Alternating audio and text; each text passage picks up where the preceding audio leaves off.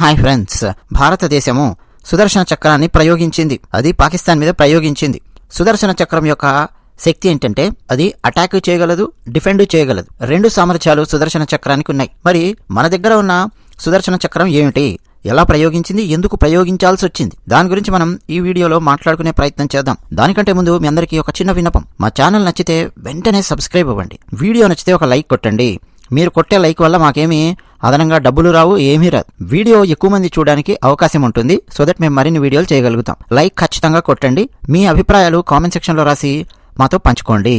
ఇక విషయానికి వస్తే, సుదర్శన చక్రం హిందువుల పురాణాలలో శ్రీమన్నారాయణుడు అలాగే ఆయన అవతారమైన శ్రీకృష్ణుడు ఉపయోగించిన ఒక దివ్యమైన ఆయుధం. ఇది శత్రువులను ఖచ్చితంగా నాశనం చేసే సామర్థ్యం కలిగి ఉంటుంది. అలాగే అవసరమైతే డిఫెండ్ చేస్తుంది, అవసరమైతే బెదిరిస్తుంది, అవసరమైతే తరుముతుంది. సో మల్టిపుల్ కేపబిలిటీస్ సుదర్శన చక్రానికి ఉంటాయి. సరిగ్గా అండి, భారతదేశం దగ్గరున్న S-400 వ్యవస్థ, దాని పేరు సుదర్శన చక్ర అని చెప్పి పెట్టారు. Air defence missile system. మన భారతదేశం మీదికి ఎవరైనా సరే శత్రువులు ఆకాశ మార్గం గుండా అంటే గగనతలం గుండా దాడి చేస్తే ఆ దాడిని తట్టుకొని ఆ దాడిని ఆకాశంలోనే ఆపి బద్దలు కొట్టగలిగే సామర్థ్యం మన దగ్గర ఉండాలి కదా. అది గనక లేకపోతే చాలా కష్టం అవుతుంది. అది సరిగ్గా లేకపోవడం వల్లనే ఆపరేషన్ సింధూర్లో పాకిస్తాన్ వాళ్ళ తీవ్రవాదుల స్థావరాలను చాలా కోల్పోయింది. సో మనం ఆపరేషన్ సింధూర్లో భాగంగా మిసైల్స్ ప్రయోగిస్తే పాకిస్తాన్ వాటిని కనుక్కోలేకపోయింది, అడ్డుకోలేకపోయింది. అదే పాకిస్తాన్ మన మీద కనుక ప్రయోగించిందనుకో మనం ఏం చేస్తాము అన్నది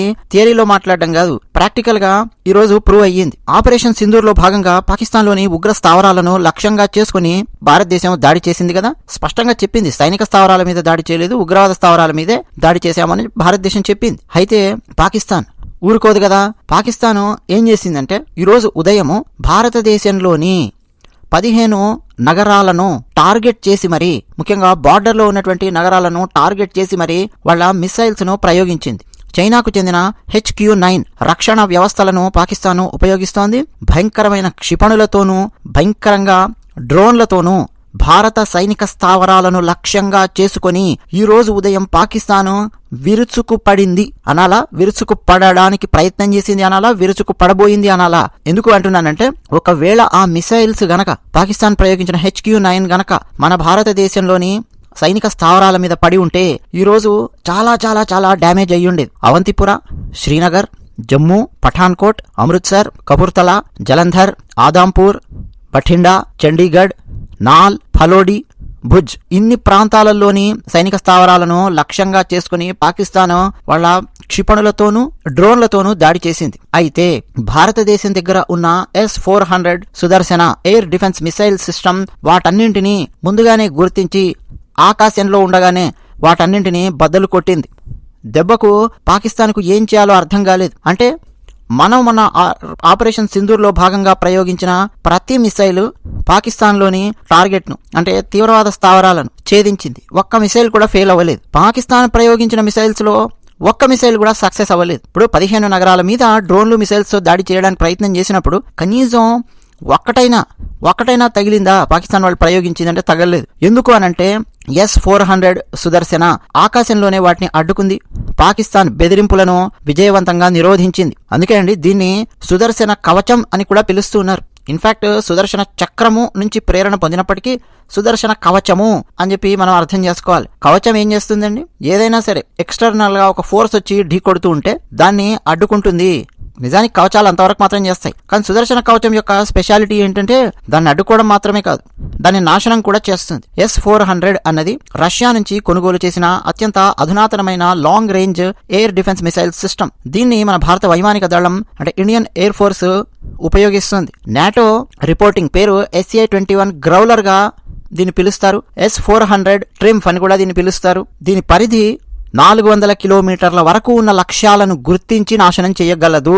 అంటే ఒక్కసారి ఆలోచించండి, జస్ట్ హైదరాబాద్ లో ఈ వ్యవస్థ ఉందనుకుందాం. 400 కిలోమీటర్లు అంటే ఎంత అండి? ఎక్కడో కడప లేకపోతే గోదావరి జిల్లాలలో ఎక్కడో ఒక ఫ్లైట్ పైకి ఎగిరింది అనుకుందాం, ఒక డ్రోన్ పైకి ఎగిరింది అనుకుందాం, ఇక్కడ ఇమీడియట్ గా తెలిసిపోతుంది హైదరాబాద్ లో కూర్చున్నటువంటి ఈ వ్యవస్థకు. అంటే జస్ట్ ఎగ్జాంపుల్ చెప్తున్నాను, 400 కిలోమీటర్లు అంటే అది వచ్చే రూట్ ను కనిపెట్టి దాన్ని ఎక్కడ ధ్వంసం చేయాలో కరెక్ట్ గా అక్కడ ధ్వంసం చేస్తుంది. విమానాలను ధ్వంసం చేయగలిగే సామర్థ్యం ఉంది S-400 కు.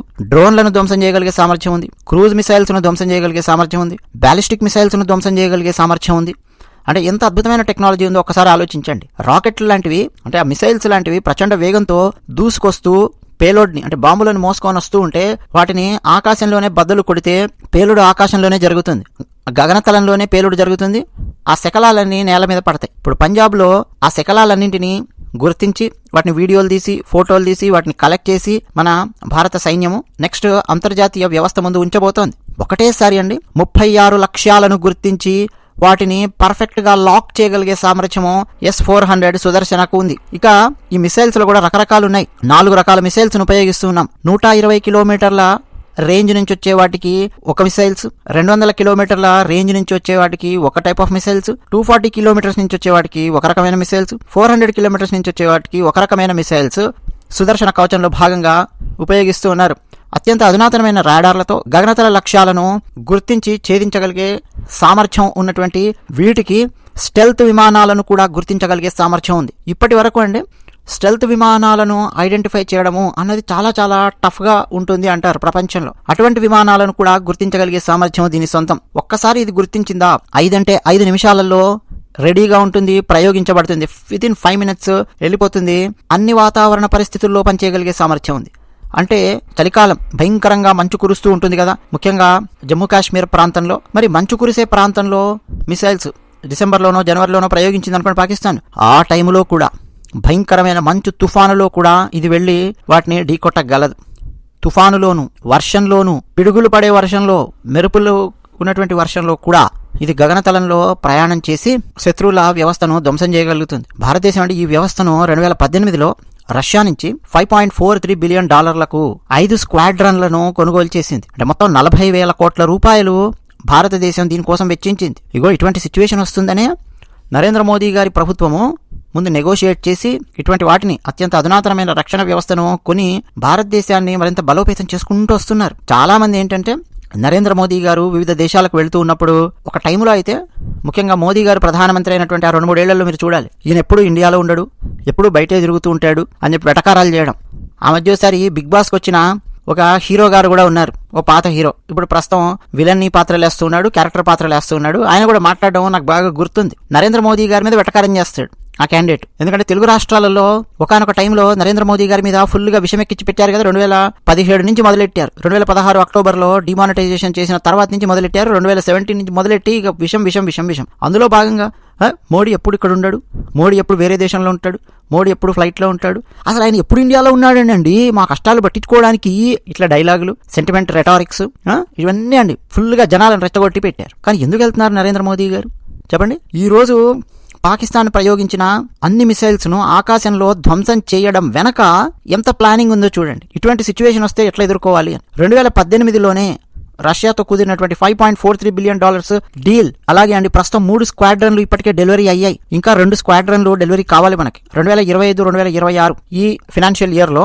మిగతా 2 స్క్వాడ్రన్లు S-400 మన దగ్గరికి రాబోతున్నాయి. ఇది చాలా వ్యూహాత్మకంగా మనం ఉపయోగించుకోవచ్చు. ముఖ్యంగా చైనా, పాకిస్తాన్ సరిహద్దుల వెంబడి ఈ వ్యవస్థలను ఆల్రెడీ మోహరించి పెట్టారు. అలాగే ఢిల్లీ, ముంబై, కోల్కతా ఇలాంటి ప్రధానమైనటువంటి నగరాలు ఉన్నాయి కదా మన భారతదేశంలో.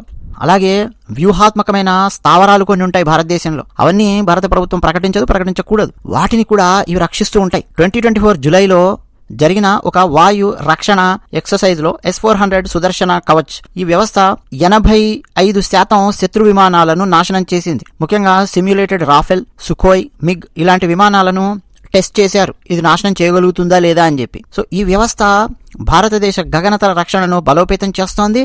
పాకిస్తాన్, చైనా లాంటి దేశాల గగనతల బెదిరింపులను ఇది తిప్పి కొడుతోంది. సో సుదర్శన చక్రం శ్రీ మహావిష్ణువు చేతుల్లోనూ అలాగే ఆయన అవతారమైన శ్రీకృష్ణుడి చేతుల్లోనూ ఉపయోగించినటువంటి ఆ దివ్యమైన ఆయుధం పేరును పర్ఫెక్ట్ గా దీనికి పెట్టారు. ఇది అసలు సిసలైన సుదర్శన కవచం అని నిరూపించింది. ఈరోజు ఉదయమే మనం ఒక వీడియో పెట్టుకున్నాం. ఇంకా మీలో చాలా మంది నిద్ర లేవలేదు ఆ టైంకి. ఉదయం 4 గంటలకు ఒక వీడియో పెట్టాం మన ఛానల్లో, మీరు చూడొచ్చు. ఆ వీడియోలోనే క్లియర్ కట్ గా నేను చెప్పాను, పాకిస్తాన్ దాడి చేస్తుంది, దాడి చేయబోతుంది, విరుచుకుపడుతుంది, దాన్ని డిఫెండ్ చేయాలి.